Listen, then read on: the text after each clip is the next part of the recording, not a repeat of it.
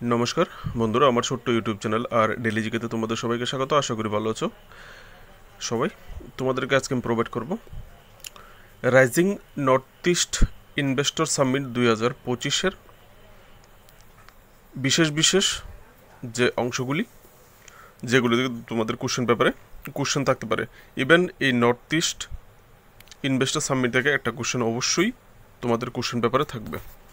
তো কোন কোন বিষয়টি থেকে কোশ্চেনগুলি তোমাদের থাকতে পারে তারই নিয়ে আজকের এই ভিডিওটা। চলো বেশি কথা বললে আপনি দেখে নিই,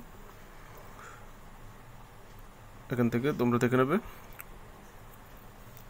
কে ইনোগ্রেশন করেছে, উদ্বোধন কে করেছে এই rising north east investor summit 2025। আনসারটা হবে নরেন্দ্র মোদী। কবে উদ্বোধন করেছে জিজ্ঞেস করলে, যদি ডেটটা জিজ্ঞেস করে একজ্যাক্ট, তাহলে 23শে মে। ঠিক আছে, 2 দিনের প্রোগ্রাম ছিল, 23 মে এবং 24 মে। আর কোথায় উদ্বোধন করেছে যদি জিজ্ঞেস করা হয়, বা north east rising north east investor summit 2025 কোথায় আয়োজন করা হয়েছে, তাহলে দিল্লির নতুন দিল্লির যে ভারত মণ্ডপম আছে একটা বড় কনফারেন্স হল, যেখানে বড় বড় বিশেষ ন্যাশনাল ইন্টারন্যাশনাল বড় বড় যে সম্মেলনগুলি হয়, এটার নাম দেওয়া হয়েছে, সেটার নাম হচ্ছে ভারত মণ্ডপম যে কনফারেন্স হল। সেখানে এই রাইজিং নর্থ ইস্ট ইনভেস্টর সামিটটা হয়েছে। তো ডেট 23 তারিখ হয়েছে দিল্লির ভারত মণ্ডপমে, আর ইনোগ্রেশন করেছে নরেন্দ্র মোদী। ঠিক আছে, তারপর হচ্ছে যদি জিজ্ঞেস করা হয় কে এই rising north east investor summit 2025 organise করছে বা আয়োজন করছে, ঠিক আছে, তো আনসারটা হবে মিনিস্ট্রি অফ ডোনার হচ্ছে development of the north eastern region, government of India. ঠিক আছে, উত্তর পূর্ব বাংলায় যদি, তাহলে উত্তর পূর্ব অঞ্চল উন্নয়ন মন্ত্রণালয়, যেটাকে শর্ট ফর্মে ডোনার বলা হয়ে থাকে। ডোনার মিনিস্ট্রি অর্গানাইজ করেছে। ঠিক আছে, তারপরে হচ্ছে এই ইনভেস্টর যে rising north east summit 2025 organise হয়েছে, সেখানে এই সামিটের মাধ্যমে কত টাকা বা কত অ্যামাউন্ট ইনভেস্ট আনতে পেরেছে, ঠিক আছে, নর্থ ইস্টের জন্য। তো এখানে আনসারটা হবে 4.3 লাখ করোড়, মানে 4.3 লক্ষ কোটি টাকার বিনিয়োগ আকর্ষণ করতে পেরেছে এই সামিট, যদি জিজ্ঞেস করে। ঠিক আছে,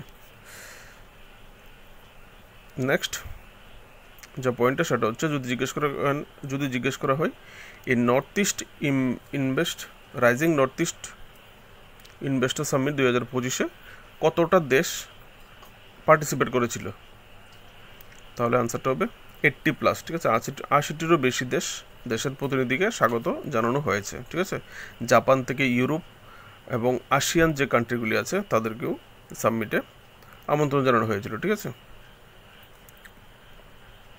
নেক্সট যে পয়েন্টটা সেটা হচ্ছে ইনভেস্টমেন্ট।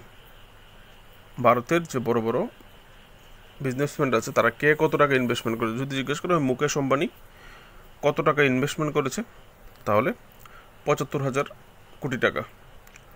গৌতম আদানি কত টাকা ইনভেস্টমেন্ট করেছে জিজ্ঞেস করলে 50,000 কোটি টাকা করেছে না, তারা করবে। ঠিক আছে, তো বেদান্ত গ্রুপ অনিল আগরওয়াল কত টাকা ইনভেস্টমেন্ট করবে জিজ্ঞেস করলে 30,000 কোটি টাকা তারা অ্যানাউন্স করেছে। তারা এই টাকাগুলি নর্থ ইস্টের এই উন্নয়নের জন্য তারা ইনভেস্ট করবে। ঠিক আছে, এখান থেকে তোমার বাংলায় আছে, পরে নিতে পারো। ঠিক আছে,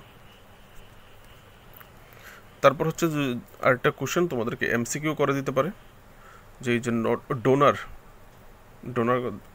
কতটা development of the north eastern region, এই ডোনার কবে প্রতিষ্ঠা হয়েছিল বা কে প্রতিষ্ঠা করেছিল, এই যে ডোনার মিনিস্ট্রি, সেটা আনসারটা হবে 2001 এবং সেটা করেছিল অটল বিহারী বাজপেয়ীর সময়। ঠিক আছে, আরেকটা কোশ্চেন, ভেরি ইম্পর্টেন্ট কোশ্চেন ত্রিপুরার কারেন্ট অ্যাফেয়ার্সের ক্ষেত্রে বা ত্রিপুরার পরিপ্রেক্ষিতে, সেটা হচ্ছে এই rising north east investor summit 2025-এর মাধ্যমে ত্রিপুরা কত টাকা ইনভেস্টমেন্ট আনতে পেরেছে ত্রিপুরাতে। এটা হচ্ছে সবচেয়ে ইম্পর্টেন্ট একটা কোশ্চেন। ঠিক আছে, যেটা তোমাদের কোশ্চেন ব্যাপারে রাখতে পারে। আনসারটা হবে 15,646 কোটি টাকা ত্রিপুরাতে আনতে পেরেছে। ঠিক আছে, ত্রিপুরাতে বিনিয়োগ আনতে পেরেছে বা ত্রিপুরাতে বিনিয়োগ করা হবে 15,646 কোটি টাকা। ভেরি ভেরি একটা ইম্পর্টেন্ট একটা টপিক তোমাদের জন্য। তো মেইন যে ফোকাস সেক্টরগুলি আছে এই সাবমিটের, তোমরা এখান থেকে এই ফোকাস সেক্টরগুলি দেখে নিতে পারো, যে সেক্টরগুলিতে এই ইনভেস্টমেন্টের মাধ্যমে ডেভেলপমেন্ট করা হবে। ঠিক আছে, তোমাদের নলেজের জন্য এখান থেকে দেখে নেবে কোন কোন বিষয়গুলিতে এই ইনভেস্ট করা হবে। ঠিক আছে, তো এইটুকুই, এই বিষয়গুলি তোমরা পরে রাখবে তোমাদের কোশ্চেন পেপারে।